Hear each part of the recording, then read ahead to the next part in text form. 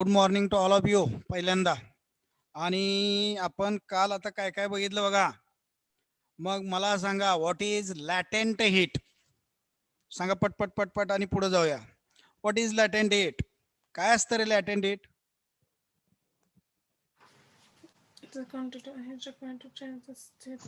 Amount of heat required हा to change the physical state of unit mass of a substance हा at constant temperature is बरोबर called the latent. बरोबर त्याला म्हणायचं लॅटेंट heat. बर ठीक आहे. What are the modes of transfer of heat from one point two another point? Conduction, convection, radiation. Radiation. Convection and radiation. अगदी अगदी अगदी बरोबर. वर what is conduction? The mode, the mode of transfer of heat from hotter point to colder point बरोबर through the point without migration of a medium particles बरोबर is called a conduction. बरोबर बरोबर बरोबर. ठीक आहे ठीक आहे. What is convection? आता दुसऱ्यानं सांगा कोणतरी.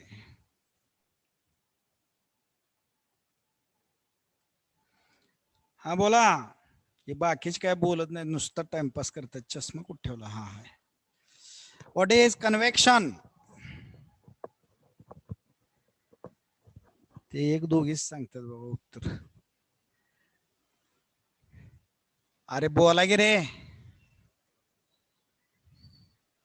The mode of transfer of Ah. heat from hotter region to colder region हम्म with actual migration of medium particles is called a convection. शाबास. आता तिसऱ्यानं कोणतरी रेडिएशन सांगा बरं, आणि मग पुढे जाऊया आपण.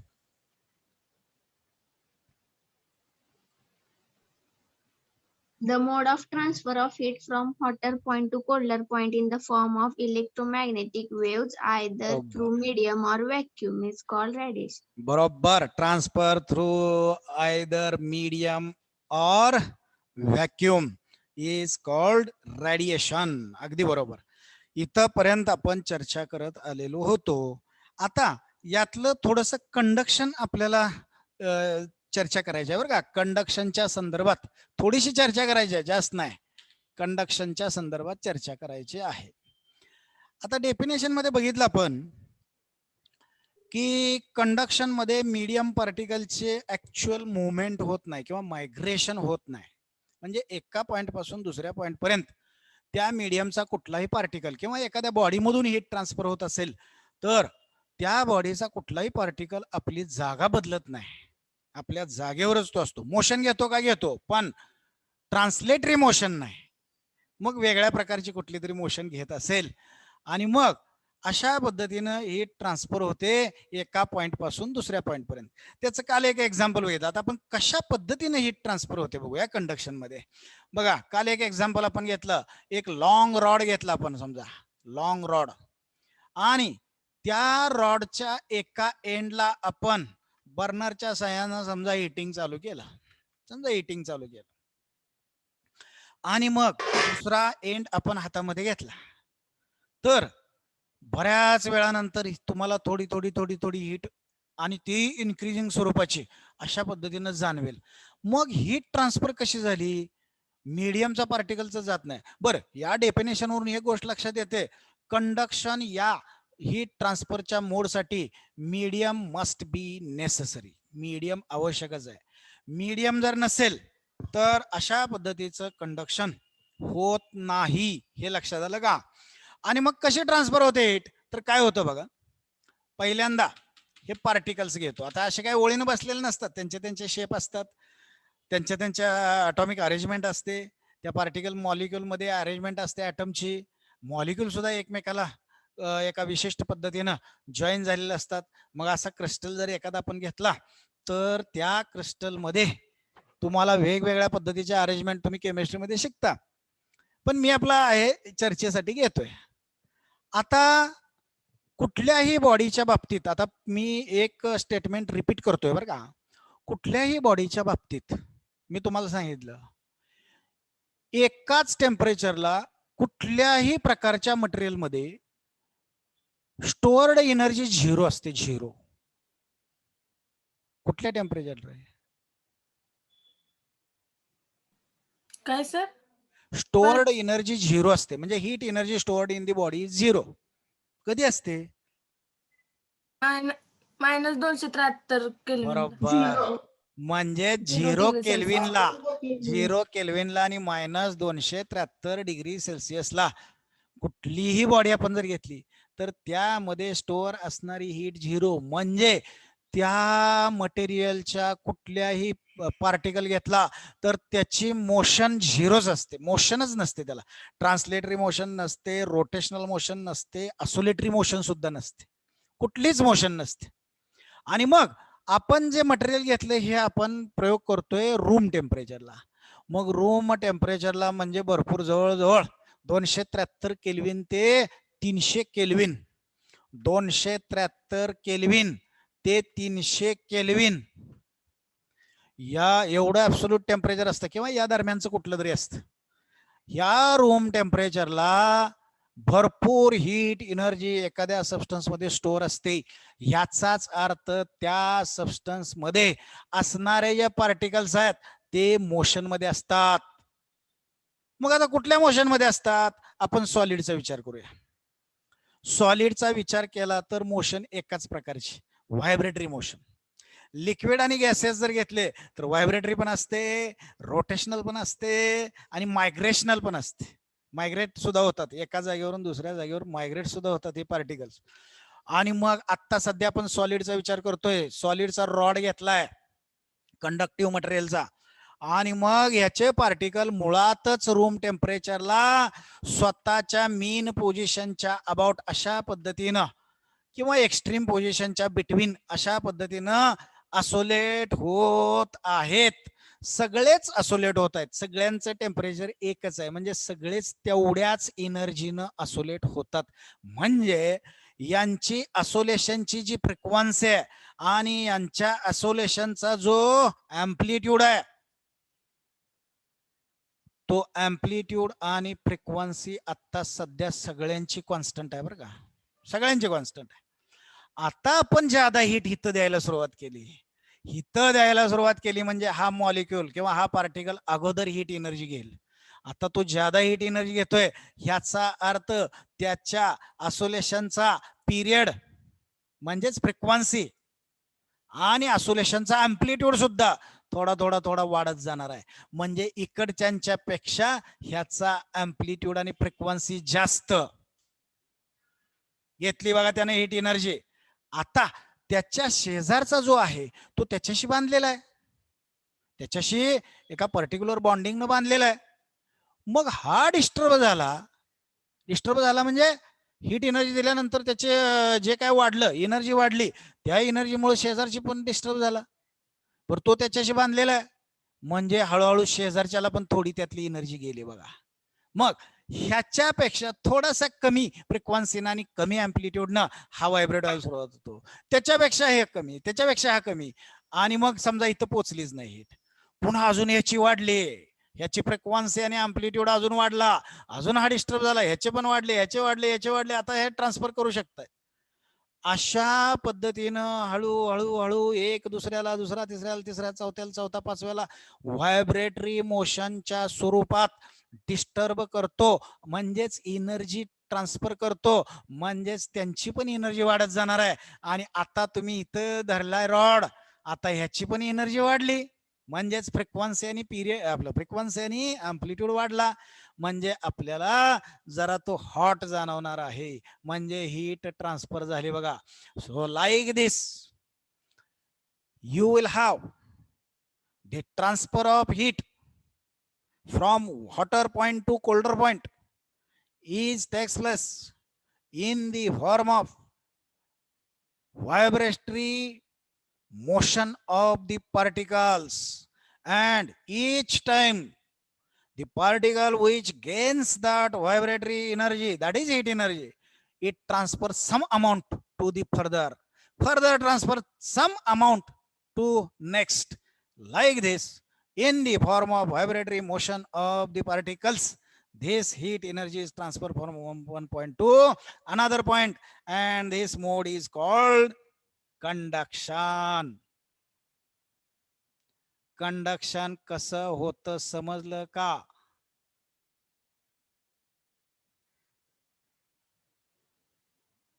हॅलो, हो. का झोपला?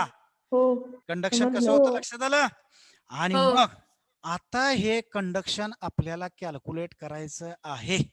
आणि मग जे कंडक्ट करतात का नाही त्यांना आपण म्हणतो गुड कंडक्टर्स. जनरली कोण असतात रे? मेटल्स, अलॉयज, आहे की नाही? म्हणजे पिरियडिक टेबल मध्ये जे डाव्या बाजूला आहेत हे जनरली हिटचे चांगले कंडक्टर आहेत, किंवा त्यांच्यापासून बनवलेले जे कंपाऊंड काही आहेत किंवा अलॉय आहेत ते सुद्धा बऱ्यापैकी कंडक्टर असतात. आणि मग त्यांना आपण गुड कंडक्टर असं म्हणतो. आणि जे हीटचे गुड कंडक्टर असतात की नाही ते इलेक्ट्रिसिटीचे सुद्धा गुड कंडक्टर असतात. मग पिरियडिक टेबलच्या उजव्या बाजूला जे आहेत, उजव्या बाजूला त्यांना आपण बॅड कंडक्टर्स म्हणतो, जनरली नॉन मेटल्स आणि त्यांच्यापासून काही बनलेले अलॉयज. फॉर एक्झाम्पल, एखादा कागद घेतला तुम्ही, ऑर्गॅनिक मटेरियल आहे. पेपर हे ऑर्गॅनिक मटेरियल आहे. आणि मग ह्या कागदाचं तुम्ही जर कंडक्शन बघायला गेला, बघा हा कागद मी जर असा घेतला आणि या कागदाला एका बाजूला फ्लेम लावली, बघा हा एंड हातामध्ये धरला आणि ह्या एंडला फ्लेम लावली, काय होईल रे? कंडक्शन होईल का? होतं का कंडक्शन? होतंय? नाही. अरे हा इथला भाग जळला तरी आपल्याला काय जाणवत नाही, इकडं इथला भाग जळून गेला तरी आपल्याला जाणवत नाही. म्हणजे या कागदातून कंडक्शन होत नाही. याला म्हणायचं हीटचा इन्सुलेटर, याला म्हणायचं इन्सुलेटर. आणि जे मग त्यामध्ये कार्बन कंपाऊंड आहेत, प्लास्टिक आहे, फायबर आहे, वूड आहे, क्लॉथ आहे, एअर आहे. एअर पण नॉन कंडक्टिव्ह आहे बरं का. आपलं का पेपर आहे. आणि मग जे हीटचे इन्सुलेटर आहेत ते इलेक्ट्रिसिटीचे सुद्धा चांगले इन्सुलेटर असतात बरं का. इन्सुलेटर म्हणजे अडवणारे, इलेक्ट्रिसिटी नॉन कंडक्ट करणारे. आणि मग मधले काय आहेत त्याला मेटलॉइड्स म्हणता, तुम्ही म्हणताय ना मेटलॉइड्स. ते मेटलॉइड्स या गुड कंडक्टर पेक्षा बरीचशी कमी आणि बॅड कंडक्टर पेक्षा बरीचशी जास्त हो. एनर्जी ट्रान्सफर करतात किंवा कंडक्ट करतात. कंडक्शन आपलं चालू आहे. आता आपल्याला थोडंसं मटेरियलच्या बाबतीत थर्मल कंडक्टिव्हिटी बघायची आहे. आता थर्मल कंडक्टिव्हिटी बघत असताना एक गोष्ट महत्वाची बघा. आता हाच रॉड घेतोय आणि या रॉडला मी काय करतो, पहिल्यांदा या रॉडला असे होल पाडतोय, ते बघा होल पाडतो अशी एका ठराविक डिस्टन्सवर अशा पद्धतीने होल पाडली बघा या रॉडला. आणि प्रत्येक होल मध्ये मी थर्मामीटर टाकला, प्रत्येक होल मध्ये थर्मामीटर.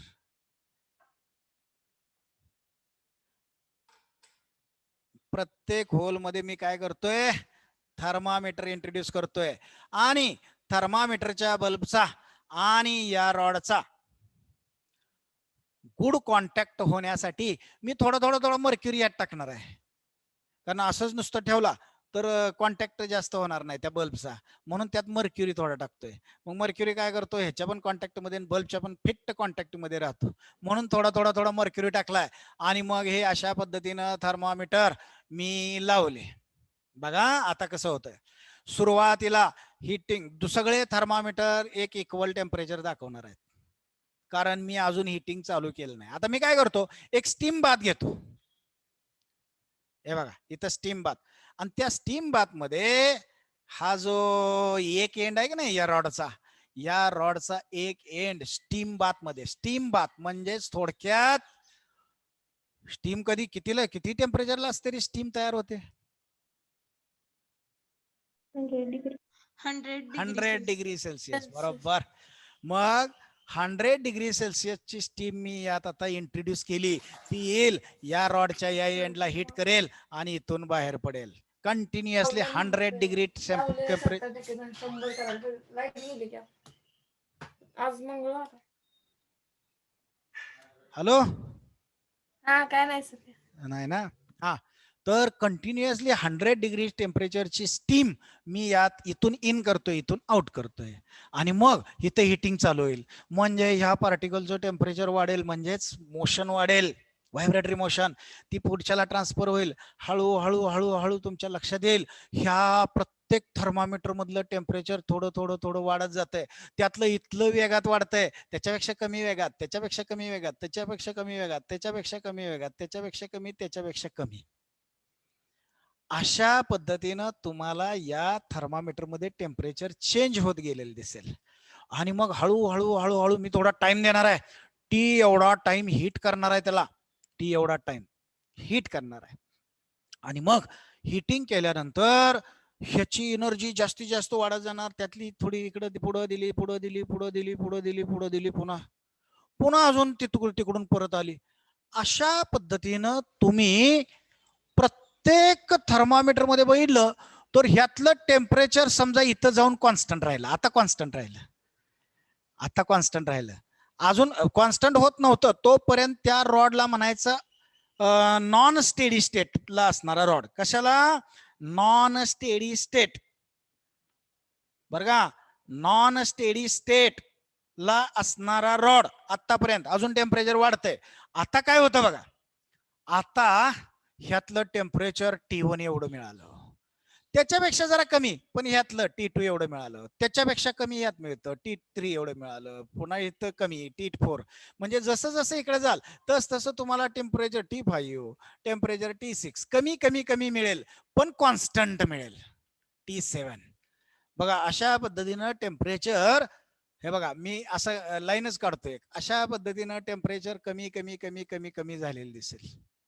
पण आता सध्या बऱ्याच वेळानंतर टी या टाइम नंतर सफिशियंट मी वेळ दिलाय हीट ट्रान्सफर साठी, आणि मग त्यावेळी तुमच्या असं लक्षात येईल की आता प्रत्येक सेक्शनचं, त्या रॉडच्या प्रत्येक सेक्शनचं, हे बघा इथे एक सेक्शन, इथे एक सेक्शन, इथे एक सेक्शन, प्रत्येक सेक्शनचं जे टेम्परेचर आहे ते टेम्परेचर कॉन्स्टंट राहिलेलं दिसून येत. परंतु प्रत्येक सेक्शनच्या पुढच्या सेक्शनचं टेम्परेचर कॉन्स्टंटच असतं, पण पहिल्यापेक्षा कमी असतं, त्याच्यापेक्षा कमी असतं, त्याच्यापेक्षा कमी असतं. कारण हीट एनर्जी जे पार्टिकल एवढी घेतात तेवढ्यातली काहीच कंडक्ट करतात, काहीच पुढे देतात, काही एनर्जीच पुढे देतात. तो पण घेतो, घेतल्याच्या काही अमाऊंट पुढे देतो, तो काही सगळी देत नाही. आणि त्यामुळं हा टेम्परेचर, हॅलो, हा काय शंका आहे का रे? हॅलो, कोण बोललो? हे काय शंका आहे का बाळा?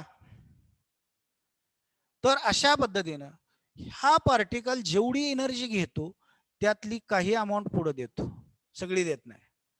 तो दुसरा जेवढी घेतो त्यातली काही अमाऊंट पुढे देतो, तिसरा जेवढी घेतो त्यातली काही अमाऊंट पुढे देतो. अशा पद्धतीनं हे टेम्परेचर तुम्हाला डिक्रीज झालेलं दिसेल. म्हणजे ह्याच्यापेक्षा ह्याची हीट एनर्जी कमी आहे, त्याच्यापेक्षा ह्याची कमी आहे, त्याच्यापेक्षा.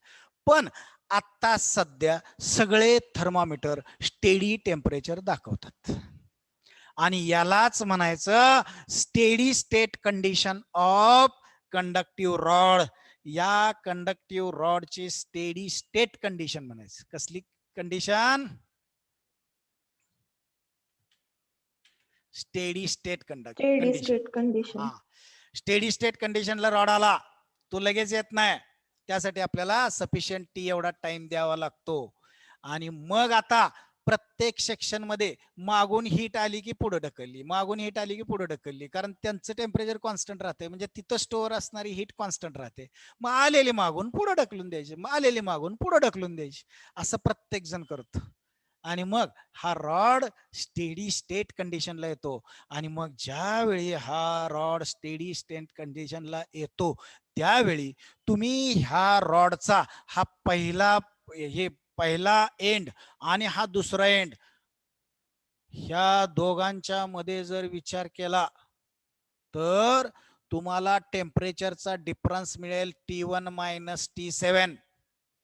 आणि या सगळ्या रॉडची लेंथ जर dx एवढी असेल, किंवा इथं 0 आणि इथे x म्हणूया, मग x मायनस 0 अशा पद्धतीनं तुम्ही जर रेशो घेतला तर हा रेशो तुम्हाला कॉन्स्टंट व्हॅल्यू दाखवतो, म्हणजेच T1 minus T7 T1 minus T7 upon x.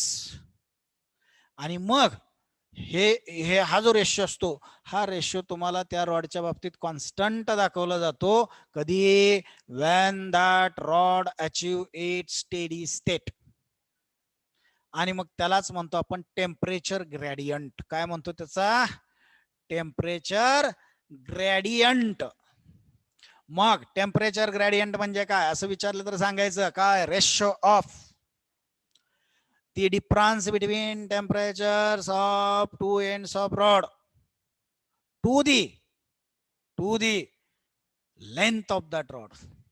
Difference between temperature of two ends of rod between length of rod between that 2 points to the length of rod between that 2 points. त्या point मध्येच. म्हणजे मी असं का म्हणतोय सांगतो तुम्हाला, नाही तर तुमच्या डेफिनेशन मध्ये फक्त लेंथ आणि टेम्परेचर डिफरन्स एवढंच दिलंय. पण मी त्याच 2 पॉइंट मधलं असं का म्हणतोय? एखादा काय करेल माहितीये का? टेम्परेचर ग्रेडियंट कॅल्क्युलेट करण्यासाठी ह्यातला एकच सेक्शन घेईल. बघा, एकच सेक्शन एवढाच घेईल. किती? DX एवढा. आणि मग ह्याचं टेम्परेचर आहे T1 आणि त्या सेक्शनच्या हे बघा एवढाच सेक्शन घेतलाय. तिथं जरा मोठा काढून दाखवतो. एवढाच सेक्शन ए एवढा एरिया ऑफ क्रॉस सेक्शन आहे. आणि मग ह्या सेक्शनची लेंथ आहे DX. आणि इथलं टेम्परेचर आहे या सरफेसचं T1 आणि या सरफेसचं T2. पहिलाच सेक्शन घेतला मी, पहिलाच सेक्शन. आणि मग तो म्हणेल मग मी असं करतो, temperature difference T1 minus T2, T1 greater आहे ना, आणि डिवायडेड बाय DX असं करतो. मग हा सुद्धा टेम्परेचर ग्रेडियंटच होतो. टेम्परेचर ग्रेडियंट ग्रॅड टी म्हणतो मी त्याला सोप्या भाषेत. ग्रॅड टी म्हणजे टेम्परेचर ग्रेडियंट. हे लक्षात आलं का? म्हणजे त्या रॉडचा स्टेडी स्टेट आल्यानंतरच टेम्परेचर ग्रेडियंट कॅल्क्युलेट करायचा, त्याच्या अगोदर नाही. कारण टेम्परेचर कॉन्स्टंट नसतं प्रत्येक थर्मोमीटर मध्ये, ते वाढत जात असतं. आणि वाढून एका पर्टिक्युलर व्हॅल्यूला कॉन्स्टंट राहिलं, की मग त्याला म्हणायचं स्टेडी स्टेट आली. आणि मगच टेम्परेचर ग्रेडियंट कॅल्क्युलेट करायचा. आणि कॅल्क्युलेट करण्यासाठी कुठलाही भाग घेतला तरी चालतोय. हा सेक्शन घेतला तरी चालतोय, हा सेक्शन घेतला चालतोय, हा सेक्शन, 2 सेक्शन एकत्र घेतले चालतात, सगळा रॉड घेतला तरी माझं काय म्हणणं नाही. टेम्परेचर ग्रेडियंट तोच येतो. ही त्या मटेरियलच्या कंडक्शनची कॉन्स्टंट प्रॉपर्टी आहे. हे लक्षात येतंय का? हे लक्षात येते का? मग युनिट सांगा मला एकदा. नवीन क्वांटिटी आपण बघितले टेम्परेचर ग्रेडियंट. डेफिनेशन काय? Ratio of difference in temperature of 2 ends of that section किंवा rod to the length of rod between the 2 points is called temperature gradient of that material conductor. त्या material कंडक्टरचा temperature gradient. समजलं का? मग unit सांगा मला, जाऊया पुढं. Kelvin per kelvin per metre. बरोबर, केल्विन पर मीटर किंवा डिग्री सेल्सियस. आता डिफरन्सच आहे. SI सिस्टीम मध्ये सुद्धा डिग्री सेल्सिअस पर मीटर मधला तरी चालतंय, कारण चेंज इन टेम्परेचर आहे. चेंज इन टेम्परेचर केल्विन मधला आणि डिग्री सेल्सिअस मधला एकच असतो का नाही? हो. हा, त्यामुळे चेंज असल्यामुळे तुम्ही तिथे ते घेतलं तरी काय हरकत नाही. ठीक आहे, आता जाऊया पुढं. आता आपल्याला कंडक्शनचा स्टडी करायचा आहे या मटेरियलचा. आता तुम्ही जर बघितलं, कंडक्टेड हीट वेगळ्या कुठल्या तरी मार्गाने मोजली, आणि ही कंडक्टेड हीट तुम्ही मोजल्यानंतर, आता मोजताना पण काय करायचंय सांगतो तुम्हाला. असा रॉड ठेवायचा नाही, नाहीतर त्या रॉडच्या कॉन्टॅक्ट मध्ये एअर आहे. एअर नाही म्हटलं तर थोडी तरी कंडक्टिव्ह आहे का नाही? आहे. मग काय करायचं बघा, तुमच्या गनी बॅग असतात का नाही, गनी बॅग रे, काय म्हणायचं त्याला, गोनपाट, अरे पोती असतात का नाही आपले सुतळीची, अशी गनी बॅग्स घ्यायचे आणि त्या अशा पद्धतीनं गुंडाळायच्या बाहेरच्या बाजूला. कारण gunny bags are non conductive. आपलं बर्फ सुद्धा गनी बॅग मध्येच पॅक केलं जातं, माहित आहे का? गनी बॅग मधनच आणलं जातं. बर्फाच्या लाद्या गनी बॅग मध्येच घालतात. का तर त्यामध्ये कसं असतं तुम्हाला सांगतो, 2 सुतळीच्या त्या ह्याच्यामध्ये चौकोनामध्ये गॅप असतो एअरचा, आणि एअर नॉन कंडक्टिव्हच आहे रे. आणि गनी बॅग मुळे ती आतली एअर जी आहे ती कॉम्प्रेस स्वरूपात तशीच राहते. आणि मग बाहेरचं टेम्परेचर आणि ते आईसचं टेम्परेचर, आईस ब्लॉकचं टेम्परेचर, म्हणजे ह्या दोघांमध्ये कॉन्टॅक्ट येत नाही. आणि त्यामुळं बराच वेळ बर्फ न वितळता ठेवता येतं. अगदी ठेवता येत नाही, पण न वितळता ठेवता येत. त्याला दुसरे आणखी मार्ग आहेत. बरं ठीक आहे, गनी बॅग गुंडाळायच्या म्हणजे कंडक्शन, इतर जणांना हवेला होणारं कंडक्शन टाळायचं. आलं लक्षात आलं का? त्यानंतर रेडिएशन हीट जाणार आहे, पण ती तुम्ही 100% अडवू शकत नाही. रेडिएशन प्रत्येक सेक्शनला हीट जाणार आहे थोडीशी. मग त्यासाठी काय करूया, त्या गनी बॅगवर आपण काय करूया, सिल्वर पेपर म्हणजे रिफ्लॅक्टर असा गुंडाळून घेऊया, आणि त्यातनं पण थोडी गेली तर गेली. अशा पद्धतीनं आपण काय करतोय, ती प्रिव्हेन्शन करायचं. आणि मग हे कंडक्शन जर बघितलं तर या पॉइंट पासून ते या पॉइंट पर्यंत कंडक्ट झालेली जी हीट आहे, समजा क्यू एवढी आहे, ही क्यू एवढी हीट एक्सपेरिमेंटली बघितलं तर मला असं सापडलं, या रॉडचा एरिया ऑफ क्रॉस सेक्शन जो आहे की नाही, क्रॉस सेक्शनचा एरिया या रॉडचा, मग तो पॅरलोपिपेड म्हणजे रेक्टँगल स्वरूपात असेल, स्क्वेअर स्वरूपात असेल, किंवा सर्कल असेल, what ever it may be, rod कसा घेताय त्याच्यावर डिपेंड आहे. आणि मग याचा जो एरिया आहे क्रॉस सेक्शनचा, या एरियाला directly proportional. Conducted heat is directly proportional to area of cross section of that rod. त्याचबरोबर ही कंडक्टेड हीट जी आहे, ती हीट या दोन एंड मधला जो टेम्परेचर डिफरन्स आहे, म्हणजे या एंड पासून या एंड पर्यंत कंडक्ट झालेली जी हीट आहे, ती हीट या दोन एंडच्या टेम्परेचर डिफरन्सला, मग त्याला T1 मायनस T2 म्हणतो. म्हणजे इथलं टेम्परेचर T2 आणि इथलं टेम्परेचर T1 असं म्हणूया आपण थोडक्यात. अशा पद्धतीनं या दोन एंडच्या असणाऱ्या टेम्परेचर डिफरन्सला सुद्धा डायरेक्टली प्रोपोर्शनल असते. जेवढा टेम्परेचर डिफरन्स जास्त तेवढी कंडक्टेड हीट जास्त, कारण पुढे निघून गेली ना, त्यामुळे टेम्परेचर डिफरन्स जास्त आला. आणि जेवढा टेम्परेचर डिफरन्स कमी आहे तेवढा तिथंच ऍब्सॉर्ब झाली हीट, म्हणजे कंडक्ट झाली का? हॅलो, ज्यावेळी टेम्परेचर डिफरन्स कमी असतो, नाही. हा कमी असतो, म्हणजे ह्याचा अर्थ तिथं हीट जास्त स्टोअर झाली, पुढे कंडक्ट झाली नाही. म्हणून टेम्परेचर डिफरन्सला कंडक्टेड हीट डायरेक्टली प्रोपोर्शनल असते. आणि आणखी एक महत्वाचं, ही कंडक्टेड हीट आणखी एका गोष्टीवर डिपेंड आहे, किती वेळ तुम्ही स्टेडी स्टेट ठेवताय. तुम्ही ही रॉडची स्टेडी स्टेट किती वेळ ठेवताय, जेवढा जास्त वेळ ठेवाल तेवढं जास्त कंडक्शन त्या हीटचं होणारच आहे. आणि मग it is directly proportional to time. T एवढा वेळ मी हीट ठेवलेले आहे, टी एवढा वेळ मी चालू ठेवलंय सगळं, म्हणजे त्या याला डायरेक्टली प्रोपोर्शनल आहे.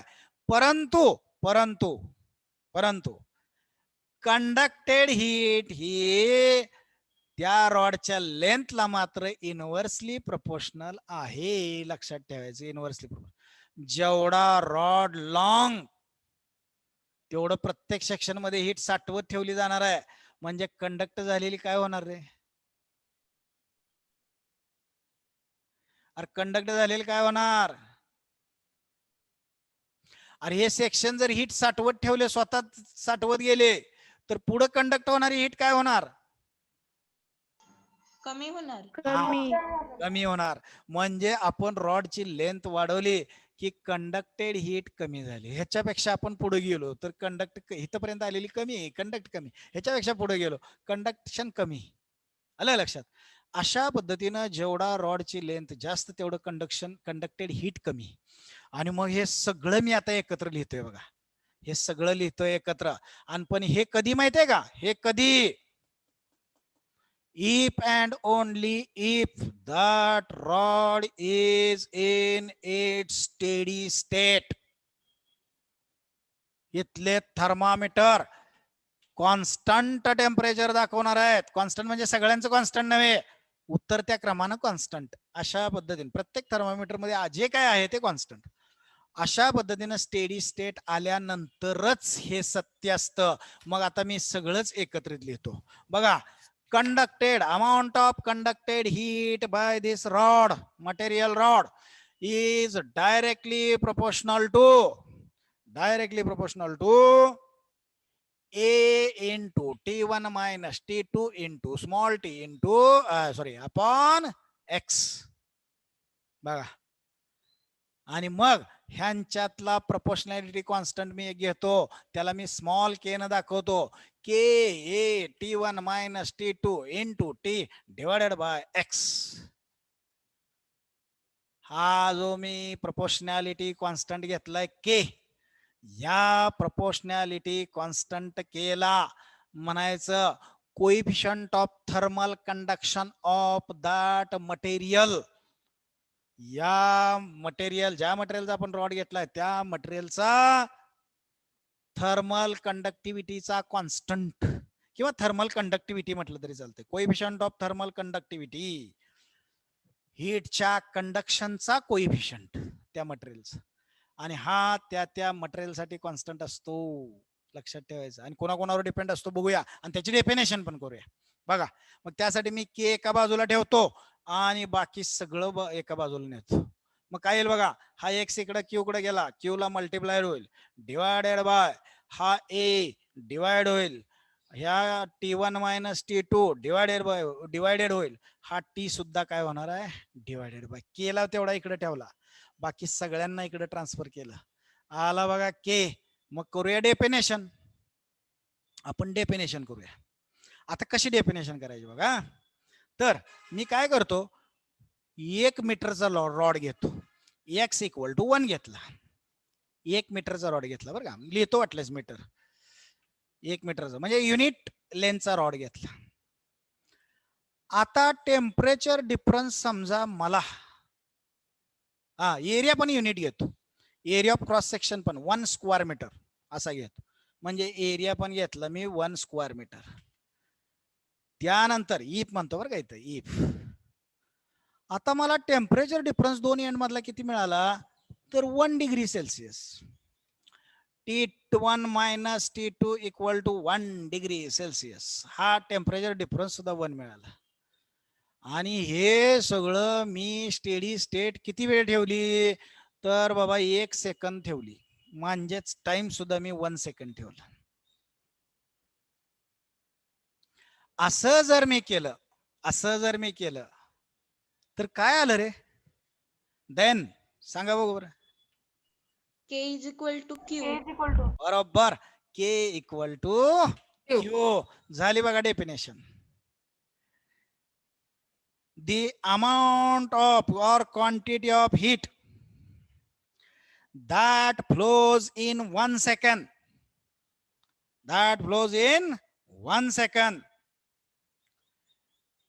between the opposite faces of a material.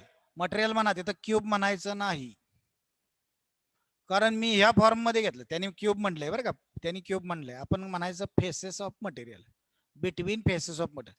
Me rod घेतला तर कसला फेस आहे रे, क्यूब आहे का इथं? हा क्यूब आहे का सगळा? नाही, Cylindrical आहे. सिलेंड्रिकल आहे. सिलेंडर. सिलेंड्रिकल फॉर्म मध्ये घेतलं, मग क्यूबच म्हणायचे कशाला, काय गरज नाही क्यूब म्हणायची. Between opposite faces of, temperature difference between opposite faces of that material having length 1 meter must be 1 degree Celsius with area of the faces is 1 square meter is called, the amount of heat is called the coefficient of thermal conductivity of that material conductor. त्या material कंडक्टरच्या thermal कंडक्टिव्हिटीचा coefficient. लक्षात आलं का? The quantity of heat that flows in 1 second between opposite faces of the material of length 1 meter have faces temperature difference between faces is 1 degree Celsius 1 degree Celsius. is called thermal coefficient of thermal conductivity of that material. परत एकदा सांगतो, हेच वाचतो. The quantity of heat, इथं blackboard वर बघताय का? हो. हो. The quantity of heat transferred between two faces of unit cross section area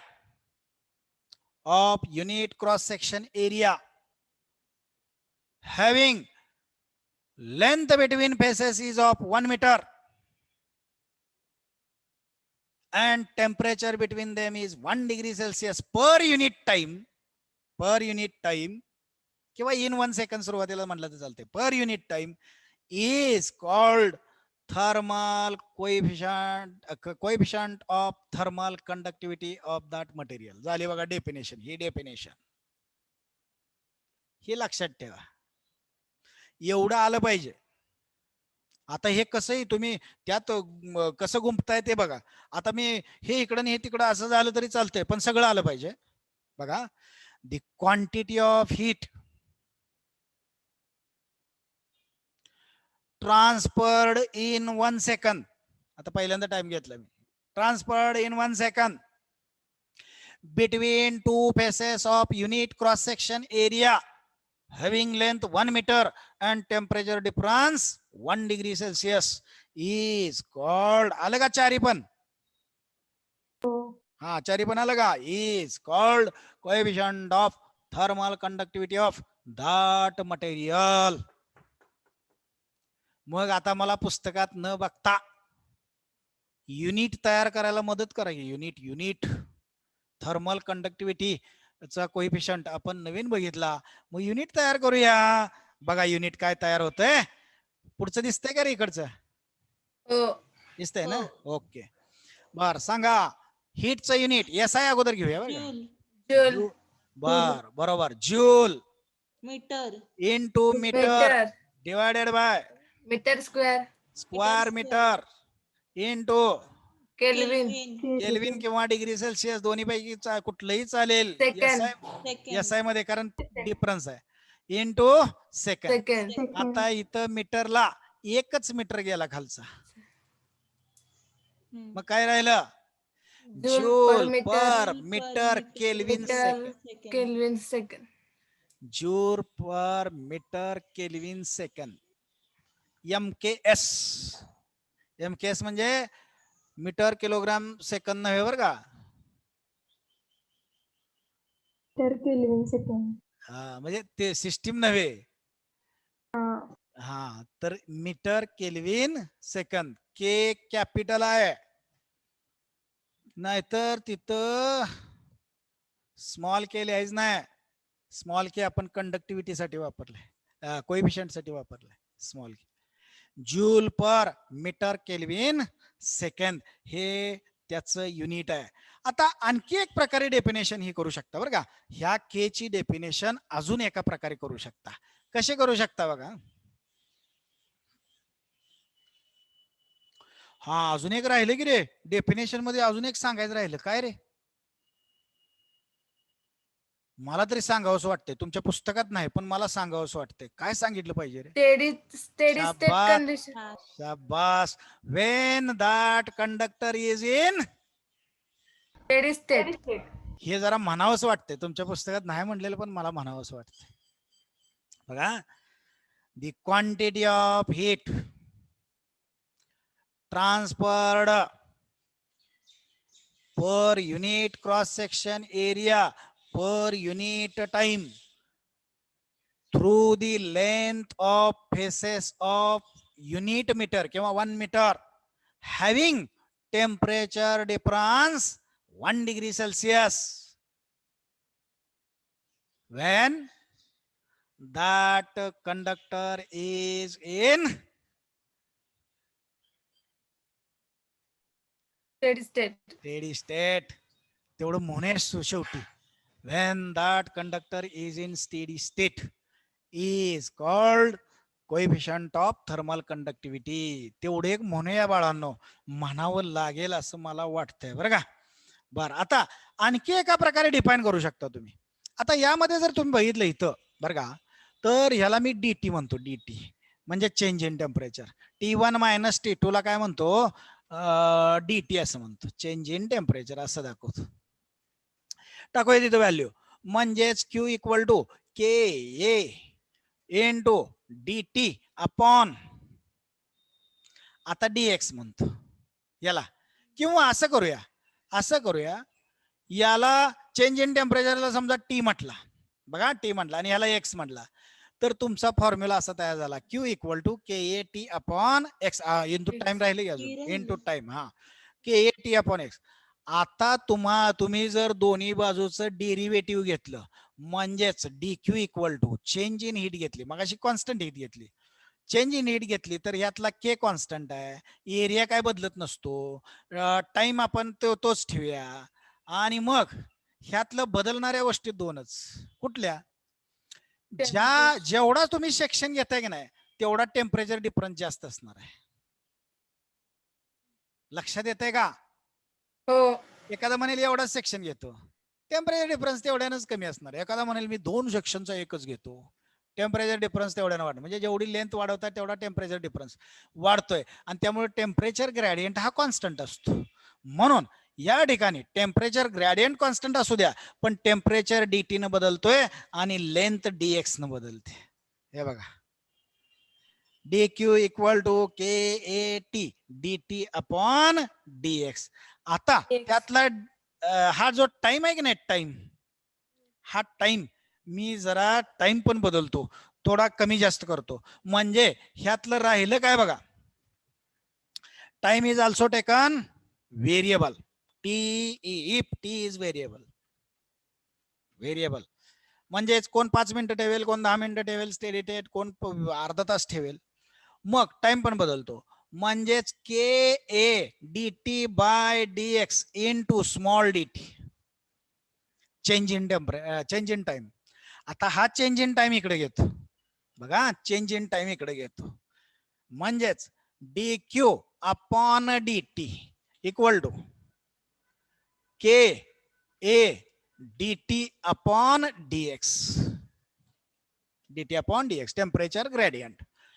आता मला सांगा, इकडच्या बाजूला वरची क्वांटिटी काय आणि खालची क्वांटिटी काय आहे सांगा बरोबर. हीट एनर्जी आणि टाइम. हा, म्हणजे वरची क्वांटिटी एनर्जी आहे की नाही. एनर्जी म्हणजेच वर्क, वर्क म्हणजेच एनर्जी. हे मी पहिल्या लेक्चर पासून सांगत असतो, work is nothing but energy, energy is nothing but work. काय होतं, एनर्जी दिसत नाही ना, त्यामुळे मोजता येत नाही. मग त्या एनर्जीला वर्क करायला लावायचं, वर्क दिसतं, ते वर्क मोजायचं, म्हणजे किती एनर्जी खर्च झाली ते आपण काढू शकतो, म्हणजे किती एनर्जी वापरली हे काढू शकतो. मग मला एक सांगा, वर्क अपॉन टाइम म्हणजे काय रे? पॉवर. आणि मग इथं ही हीटच्या कंडक्शनच्या स्वरूपातली पॉवर आहे, म्हणून त्याला कंडक्टिव्ह पॉवर म्हणतो, पी कंडक्टिव्ह म्हणतो, पी कंडक्टिव्ह. बघा मग काय आले बघा, P conductive KA into temperature gradient dt by dx. आला का? आता डेफिनेशन करूया. कुणाची डेफिनेशन करायची आहे? के ची. बघा आता परत हे मगाशी केलेली बरं का, आता दुसरी करूया डेफिनेशन. ठेवा केला एका बाजूला, ठेवला, काय काय आलं बघा, P conduction upon area into dt by dx. हे एकत्रच घेतो बरं का, त्याला बाजूला करत नाही. काय काय आलं रे, 3च क्वांटिटी आल्या. कंडक्टिव्ह पॉवर हीटची, हीट कंडक्टिव्ह पॉवर, एरिया आणि टेम्परेचर ग्रेडियंट. मग ह्यातला मी काय करतो, इफ A इज टेकन 1 म्हणजे 1 स्क्वेअर मीटर आणि temperature gradient dt by dx तो पण घेतो 1. त्याचं युनिट काय? Kelvin per metre. Kelvin per meter. तो पण 1 घेतो. मग काय होईल बघा. देन k इक्वल टू झाली का डेफिनेशन? हो. मग ही डेफिनेशन कशी सांगायचं बघा. पॉवर म्हणजेच रेट ऑफ डुईंग वर्क, म्हणजेच rate of flow of energy, म्हणजेच हीट एनर्जी. म्हणून rate of flow of heat बघा. पॉवर म्हणजेच rate of flow of heat म्हणजे dq by dt. Rate of flow of heat per unit cross section area of that conductor per unit temperature gradient, per unit temperature gradient flows right angles to that area, flows right angles. हे बघा, हे बघा, right angles एरियाला perpendicular म्हणजे right angles to area, एरियाला perpendicular. काय म्हणायची गरज नव्हती एरियाला परपेंडिक्युलर. त्याच्यापेक्षा महत्वाचं काय पाहिजे होतं तिथं? काय पाहिजे होतं तिथं? Steady steady state. state ला. Steady state. बरं ठीक आहे. Right angles to cross sectional area when that conductor is in steady state is called coefficient of thermal conductivity of that material. परत एकदा सांगतो. The rate of flow of heat per unit cross section area of the conductor per unit temperature gradient of that conductor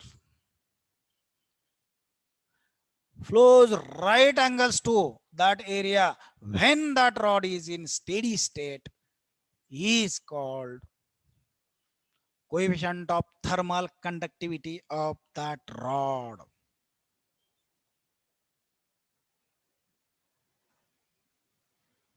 ए समजले का definition? मगाची आणि ही कुठलीही दोन्हीतली दिली तरी चालते. मगाची द्या ना डेफिनेशन, नाही तर ही द्या, कुठलीही दिली तरी चालते.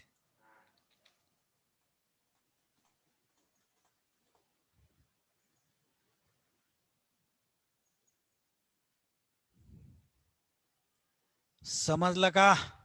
कोएफिशियंट ऑफ थर्मल कंडक्टिव्हिटी आणि थर्मल कंडक्टिव्हिटी म्हणजे टेम्परेचर ग्रेडियंट, थर्मल कंडक्टिव्हिटी, त्याचा कोएफिशियंट, कोएफिशियंटच्या 2 डेफिनेशन. इथपर्यंत तुमच्या लक्षात आलं का बाळांनो? हो. आता थर्मल रेजिस्टन्स आपल्याला उद्या बघूया. आता थर्मल रेजिस्टन्स उद्या बघूया. Okay. Have a good day to all of you. आज जरा घोटाळा झाला रे. आज कॉम्प्युटरच लवकर चालू झाला नाही, पुन्हा त्या स्पीकरच घोटाळा, त्यामुळे थोडासा घोटाळा झाला. ठीक आहे. आता बघा तुमची कॉलेजचे लेक्चर. हा ओके. तर मॅथ्स नाहीये ना? थांबा थांबा थांबा. मॅथ्स ओ पाटील सर,